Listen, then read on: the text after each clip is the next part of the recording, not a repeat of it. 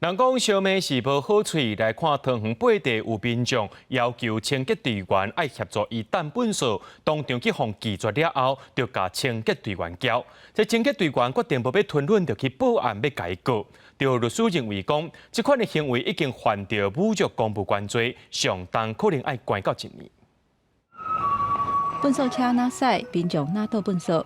一个穿乌衫的查甫人，赶粪扫挖过，叫清洁队员替伊担。互拒绝了后，竟然甲伊错干6跤，无甲伊斗担粪扫，就去用乌白骂。这个事件发生伫桃园八地，清洁队员这口气是吞袂落，直接去警察局报案，讲要甲告。回头就是骂一句国骂，就是三字经这样子。那队员觉得说他可能就是因为帮他协助丢垃圾，所以在骂他。嘛有其他的清洁队员拄到无理性的对待，毋但去用乌白骂，嘛有人挑工甲弄着。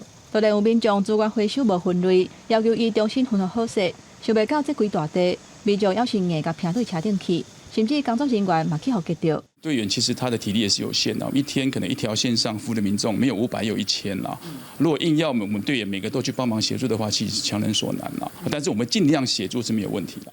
斗担粪扫并不是清洁队员的义务，若是乌白骂，虽然是透一个开，不过爱付出的代价，恐惊是真大。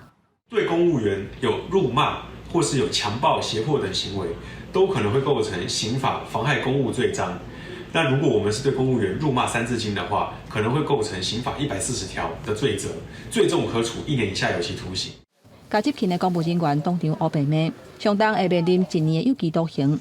免若出现威胁，甚至是动手的情形，这恐惊会涉嫌犯伤害，也阁有恐吓危安罪。记者综合报道。